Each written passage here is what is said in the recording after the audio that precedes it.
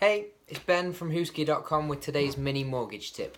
So, I've been getting a lot of people ask me lately, how long of a fixed term should we have when we're looking to get our mortgage? And while I can't answer that question for you, I can give you a bit of information about what a fixed rate is and how you should go about making your mind up for how long of a fixed rate you want. So, to begin with, a fixed rate means that you know exactly how much you're going to pay when you get your mortgage each month, and regardless of what's happening in the world, if the Bank of England increases their base rate or decreases their base rate during the next 2 years, if you've got a 2-year fixed rate, then you know exactly how much you're paying each month, so you can budget for that until your fixed rate ends. You're guaranteed with how much you're going to be paying. So fixed rates generally come as 2-year fixed rates, 3-year, 5-year, 7-year, and 10-year fixed rates. There are some in between, but they're the main ones.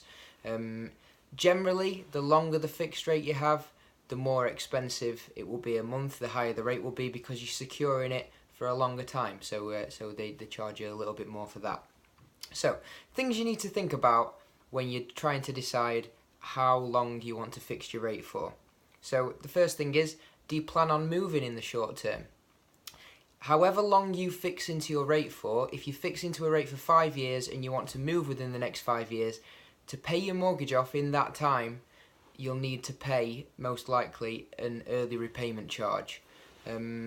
Typically, for a 5-year fixed rate, some deals will have a 5% early repayment charge in the first year, 4% in the second year, and so on, sliding down. So if there's any chance of you moving in the next 5 years, it's probably best that you don't go for a 5-year fixed rate, and you perhaps have a 2-year one and then review it in another 2 years to see if you want to move house at that time. You can port most mortgages, so that means that to avoid an early repayment charge, you can move your current fixed rate mortgage onto a new house and potentially top that up with something else, another rate from the same lender. Although, in that scenario, if you don't want to pay the early repayment charge, your scenario at that time of moving house has to fit with the same lender as you are currently with, which it might not do. So your hands might be tied and you might have to move elsewhere to a different bank and pay the early repayment charge. So one thing to think about is, do you plan on moving in the short term? Another similar thing to that is, will you want to raise any money from your mortgage in the next 5 years, 7 years, 10 years? So when you come to remortgage, are you likely to want any money for home improvements, debt consolidation, to raise money for the deposit to buy a buy-to-let perhaps? Again, you will most likely be tied in to your rate for the amount of time that you fix it for, so that's another thing to think of. Can you afford an interest rate rise?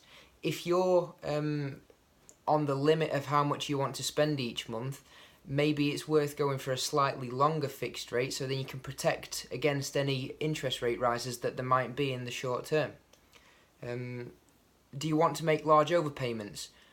The majority of rates and deals nowadays that you'll be able to overpay on them by 10% of your mortgage amount each calendar year. That's as a general rule, but some of them are slightly different that will allow you more or less. If you want to make larger overpayments than that, then it's perhaps a longer term fixed rate is not for you, because that won't allow you to make any more generally than 10% each year. What's your attitude to risk?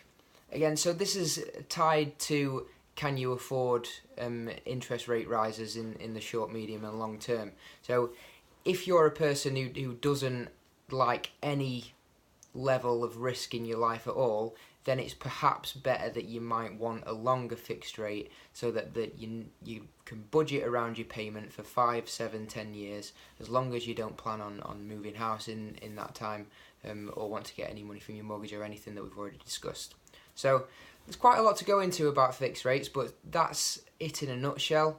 If you have any questions, email us at hi@hooski.com or jump onto the website and get on the live chat, and I'll speak to you tomorrow.